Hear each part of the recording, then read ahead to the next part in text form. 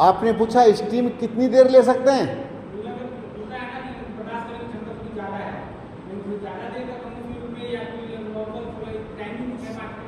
ऐसा कुछ नहीं है, कभी कभी स्टीम तेज हो रही होती है तो मुश्किल से 3 मिनट 4 मिनट बहुत बड़ा हो गया, 3-4 मिनट अच्छी तरह शरीर की सिकाई हुई और निकल के बाहर आ जाओ,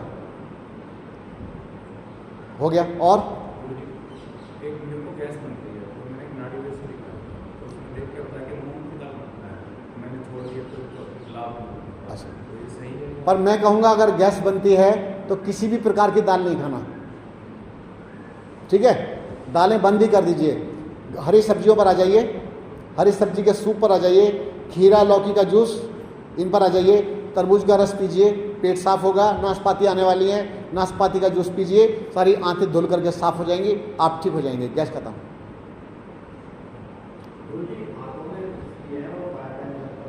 आंखों में खुश्की है और आंखों में खुश्की है। अच्छा, आंतों में इंटेस्टाइन, आंतों में खुश्की और खाया पिया नहीं लगता, ठीक है। वीकनेस आती है, आ रही है, कहाँ रहते हैं आप? किला परीक्षितगढ़, आपका तो चेहरा बदल गया है तो किला परीक्षितगढ़ से आए हैं, मेहनत करते हैं, क्या काम करते हैं? सर्विस सेंटर में क्या मेहनत है? अच्छा, सर्विस है, फिर ठीक है सर्विस सेंटर में क्या? तो फिजिकल वर्क कितना है? हाथ पर हिलते हैं अच्छे, बहुत बढ़िया। मैं इसलिए कह रहा हूँ, अगर आप फिजिकल वर्क अच्छा करते हैं, शारीरिक श्रम करते हैं, जिसके करने से आपको पसीना आ जाता है, तो फिर आपका डाइजेस्टिव सिस्टम अपने आप ही ठीक रहता है, ये समझ लीजिए। अगर नहीं है ठीक तो कहीं ना कहीं अभी भी कमी है। फिजिकल वर्क जो चाहिए युवावस्था के आधार पर, वो आपका फिजिकल वर्क नहीं है। जब फिजिकल वर्क अच्छा होता है, या फिर आप अपने घर में ही कुछ पुशअप, कुछ दंड बैठक लगाएं, उठक बैठक लगाएं, थोड़ा रनिंग करें, दौड़ वगैरह लगाएं, मजबूती के साथ में अभ्यास करें। युवावस्था में बुड्ढों वाले अभ्यास नहीं करना है, नहीं तो मैं देखता हूँ कई लोग जो है तो युवावस्था वृद्धावस्था वाले अभ्यास कर रहे होते हैं, वो ठीक नहीं है। युवावस्था में युवा वाले करना चाहिए, तो ठीक है। अगर आप ऐसा करेंगे तो आपका डाइजेस्टिव सिस्टम अपना बढ़िया एक्टिव होगा, और 1 की जगह 2 चपाती खाएंगे, 2 की जगह 4 खाएंगे, 4 की जगह 6 खाएंगे, आप देखेंगे फिर शरीर ऊर्जावान हो जाएगा। प्राणायाम बढ़ाइए, अंतः कुंभक और बाह्य कुंभक, ये प्राणायाम बढ़ाइए। प्राणायाम बढ़ाने से आपका पाचन तंत्र और बढ़िया होगा। और जब कब्जी हो तो सब्जी खूब खाना चाहिए, कब्जी में सब्जी खाइए, मुझे पता है। कब्जी में सब्जी भरपूर मात्रा में खाइए। अभी मैं तरबूज का नाम लिया, तरबूज खाने की अपेक्षा उसका रस निकाल के पी जाइए, निचोड़ के पी जाइए, 1-2 गिलास पी जाइए, पर धीरे धीरे पीना चाहिए। वो भी आंतों को साफ कर देता है, धुलाई कर देता है और ग्लूकोज की पूर्ति करता है। इसी के साथ साथ खरबूजा ले सकते हैं, नाशपाती अब आएंगी, अभी आड़ू चल रहे हैं, तो खूब ऐसे ऐसे फल सब्जी वगैरह लीजिए जो अंदर से पेट की सफाई भी करते हैं और भूख को भी बढ़ाएंगे, आप ठीक रहेंगे बिल्कुल। बोलिए। आंखों में दर्द, मिट्टी की पट्टी जैसे हमने प्रातःकाल में लगाई थी वैसे मिट्टी की पट्टी लगाते रहना चाहिए, ठीक है। मिट्टी की पट्टी लगाइए और आंतों की सफाई कीजिए। आंखों की जड़ भी आपकी आंतों में है, दांतों की जड़ भी आंतों में है, जमी पड़ी होती है वहाँ। तो जैसे शुद्धि क्रियाएं चलेंगी तो आंखों के दर्द जलन वगैरह सब अपने आप ठीक हो जाएंगे। और बोलिए। हालांकि लीची खाने से पेट के दर्द का कोई संबंध नहीं है, फिर भी अगर खाने का मन है तो थोड़ा कम ले लो। कितनी खाई थी?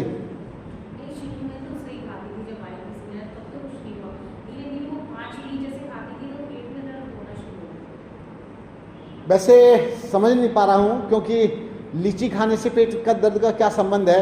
या तो कुछ अंदर पहले से विकार है, ऐसा विकार है जो लीची के रस के साथ में उसका सेटिंग नहीं हो पा रही है। कई लोगों को कच्ची गाजर खाने में दर्द हो जाता है, कच्चा खीरा खाने में पेट को दर्द हो जाता है, कच्ची मूली खाने से चुभन हो जाती है, दर्द हो जाता है। तो इसका अर्थ यह है कि कहीं ना कहीं कोई ना कोई जख्म भी हो सकता है, हल्का सा कोई दर्द, कोई जख्म टाइप का हल्का सा हो सकता है जो उस रस से प्रभावित हो जाता है, तो इस कारण से दर्द हो जाता है। बाकी तो और कोई इसका कारण नहीं है। हो सकता है अल्सर हो सकता है, वही तो मैं कह रहा हूँ। अगर अल्सर की समस्या है, कोई फपोके पड़ गए हैं, जल गया है, ये जो एसिड हमारे अंदर होता है, एसिड फूंक देता है अंदर से। अल्सर का अर्थ फूंक दिया उसने, जला डाला है, तो उसको सफाई करेंगे ठीक हो जाएगा। जैसे अभी आप शुद्धि क्रियाएं कर ही रहे हैं, इससे आप ठीक हो जाएंगे। और बोलिए क्या? हाँ जी, हाँ लेकिन पहली बार ऐसा हुआ, आपका वीडियो देख के नीमा वगैरह लेता था, लेकिन साथ में गलती शायद ये किया मैंने, उसके साथ नीमा भी किसी दिन फिर से कॉपी नीमा भी सब लेता था। मेरा 95% से शायद ज़्यादा सोराइसिस हो गया था। 95 जी, लेकिन एक तो समझ में नहीं आया कि मेरे उसको जहाँ ज्वाइन में पेन नहीं था, एंकल में, टखने में। अभी मैं आपके प्रश्न का समाधान नहीं करूँगा, क्योंकि आपके प्रश्न का समाधान मैं करूँगा तो वो थोड़ा सा समय लेगा, क्योंकि सोराइसिस के विषय को ही लेकर के स्किन डिजीज़, सोराइसिस भी रहेगा उसमें और ये एक्जिमा भी रहेगा, पिंपल्स को भी साथ में रखेंगे, तो कई सारी स्किन की प्रॉब्लम्स को हम साथ में लेकर के चर्चा करेंगे, तो एक ठोस मजबूत विषय होगा। अभी संक्षिप्त में उत्तर देने का कोई औचित्य मुझे नहीं बन रहा है और समझ में नहीं आ रहा कि ऐसा करो, मुझे जिसने हैक किया उसके पास चलें, सारे के सारे डंडा लेकर के। अभी कोई रास्ता नहीं मिल रहा है, अभी बहुत मिल जाएंगे आपको, चिंता मत करो, हमारे पास बहुत कलेक्शन है। मुझे हैक नहीं किया, मेरा चैनल हैक किया है, मेरा माइंड प्रॉपर अभी काम कर रहा है बढ़िया ढंग से। अभी तो 50 चैनल बना खड़े कर दिए।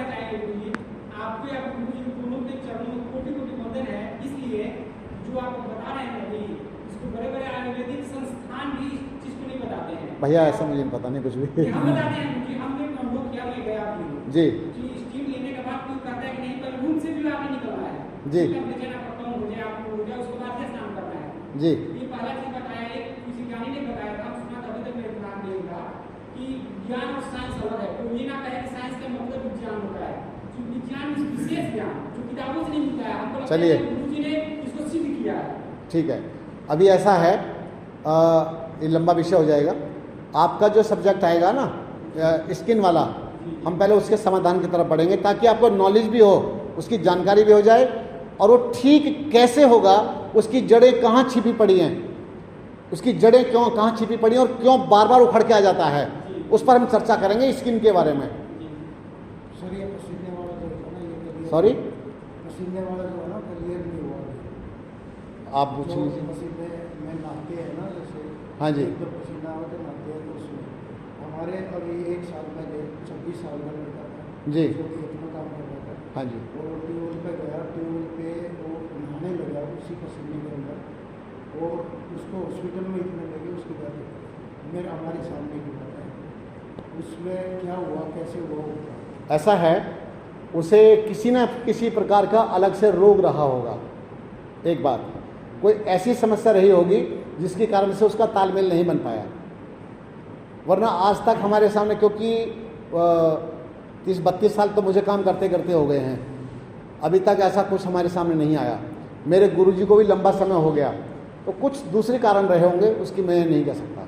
जैसे गाँव में ये बोलते हैं कि आपको पसीना आया है, जैसे ये तो मैं भी जानता हूँ। पहले मुंह में चीटे मारो अच्छी तरह, और यदि सिर को आपने पहले डाल दिया उसमें, जैसे पूरा पसीना आया, हाँ जी, तो फिर कुछ नहीं होगा। यदि आपने शरीर पहले डाल दिया तो जो गर्मी है वो दिमाग में चली जाएगी। ऐसा है,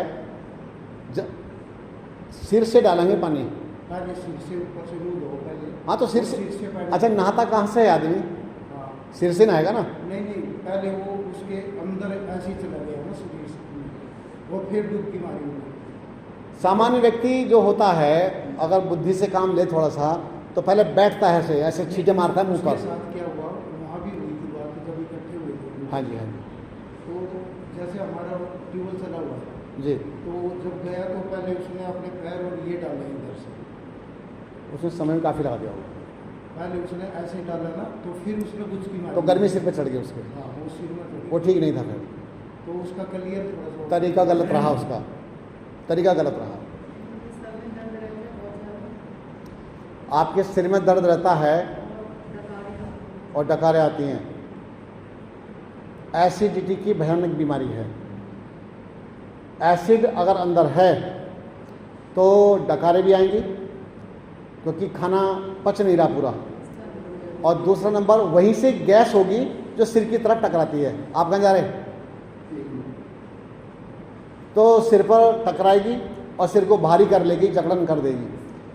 इसको हम कह देते हैं, जैसे अभी चाय का नाम आया था कि चाय नहीं पिए इस कारण से हो जाता है, जबकि ऐसा नहीं है, इसके पीछे ये नहीं कारण, वो तो अंदर का जो एसिड है उसकी गैस ऊपर की तरफ टकरा रही है।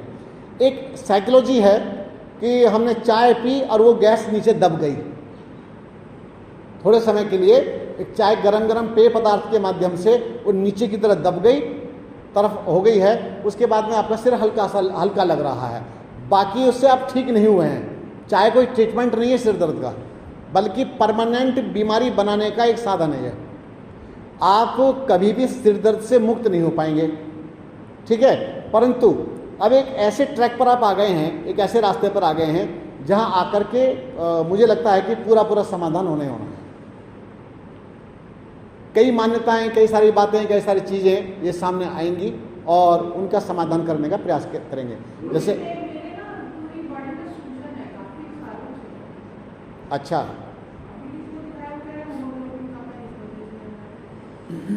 आप कल बात कर रहे थे वही है ना, हीमोग्लोबिन की। आप जरा उठ के आइए, एक बार इधर आइए, देखें।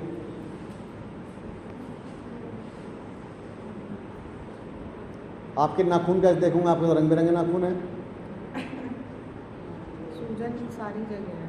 सूजन है, ठीक है। इस समय तो अभी तो ऐसा हीमोग्लोबिन मुझे इतना कम तो नहीं लग रहा देखने से। मतलब बैठिए, अभी टेस्ट कराया, कोई नहीं, आप चिंता मत कीजिए। जैसे जैसे क्या जी,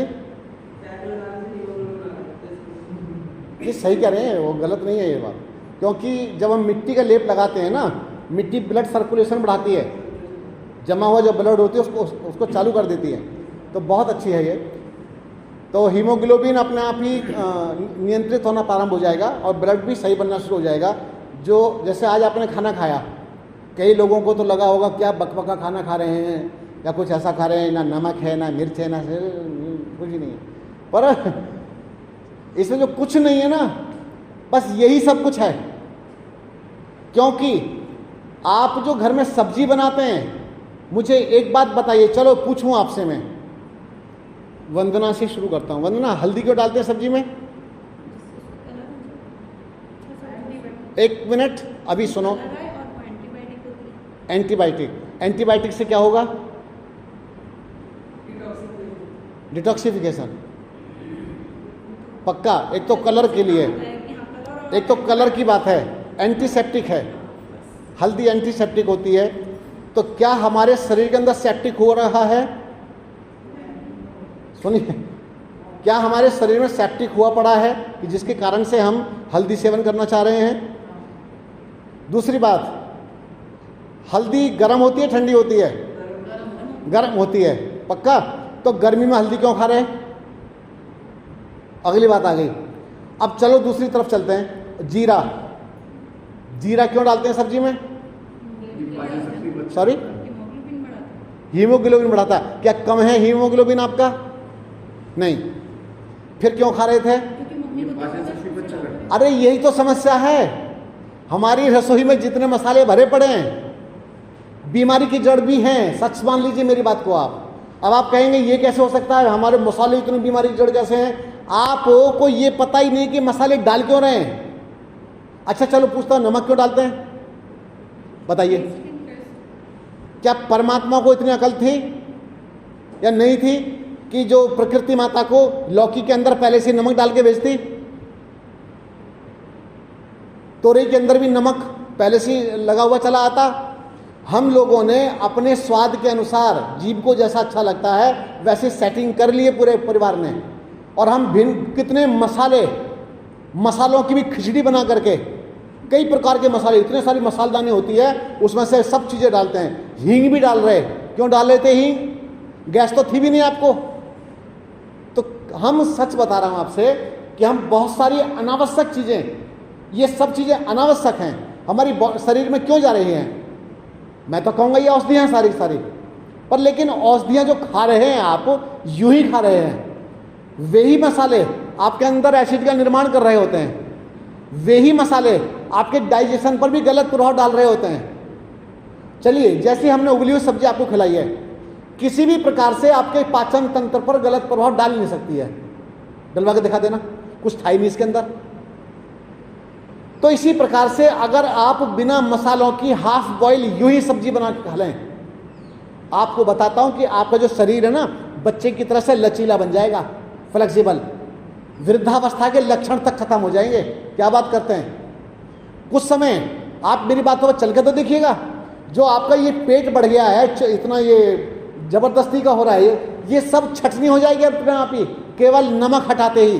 अब कहेंगे नमक नहीं, अरे और भाषा देखो, अगर हम नमक नहीं खाएंगे, मीठा नहीं खाएंगे, तो सांप भी खाएगा हमको तो मर जाएगा, हम तो जहरीले बन जाएंगे। ऐसा अंदर अंदर पता नहीं क्या क्या भर के बैठे हुए हैं कि हम जहरीले बन जाएंगे, खाना पचेगा नहीं, गलत बात है। मैं आपको बताता हूं कि मैंने बहुत लंबे समय तक ना नमक खाया, ना मीठा खाया, ना आग पर पकी हुई चीजें खाई, मैं तो जिंदा ही रहा। और बताता हूं, मेरे अंदर टाइगर जैसी स्पीड आ गई थी मेरे अंदर। मैंने कई बड़े बड़े रेसर पछाड़े थे उस समय में, गुरुजी के पास जब था। 14 किलोमीटर साइकिल नहीं, 84 किलोमीटर साइकिल चलाने के बाद भी 14 किलोमीटर की रेस लगा करके उसको पछाड़े मैंने 5 रेसर। तो मैं आपसे ये बताना चाहता हूं कि मैं उस समय ना नमक खाता था, ना मीठा और तली हुई चीज़ें या बॉइल्ड चीज़ें मैं नहीं खाता था। उसका परिणाम ये था कि मेरा स्वास्थ्य एकदम परफेक्ट हो गया था। मेरे शरीर में जो थोड़ी सी चर्बी थी, जैसे बॉक्सर होते हैं ना, तो बाजू मोटी मोटी सी थी, हालांकि मोटी आज तक भी नहीं हुई, दोबारा पतली पतली हैं अभी। तो इस प्रकार से वो सब पतली पतली हो गई।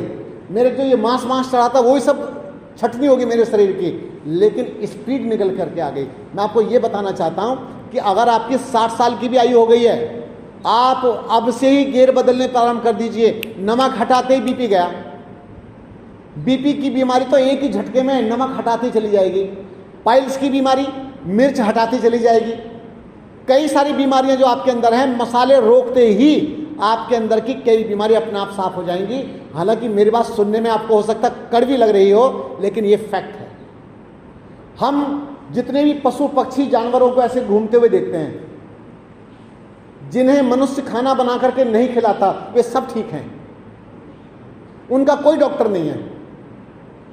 जो स्वच्छंद हैं, स्वतंत्र हैं, जो अपनी इच्छा से भोजन करते हैं, उन सबको इतना सेंस है, इतनी अकल है उनको कि क्या खाना है और क्या नहीं खाना है। लेकिन मनुष्य इतना बुद्धिमान है, इसे कुछ पता नहीं है। ये बेचारा बस मोबाइल में ऐप लगा रखे हैं, बढ़िया बढ़िया चित्र आ रहे हैं आपको बहकाने के लिए। ये पिज्जा का चित्र है और ये उसका चित्र है, और आपको फंसा लिया। आप फंसे पड़े हैं सबके सब। आपकी जीभ आपके स्वाद के गुलाम हो गई है। तो आप अभी भी समझ जाइए, अगर आप समझे तो आपका जीवन श्रेष्ठ बन जाएगा।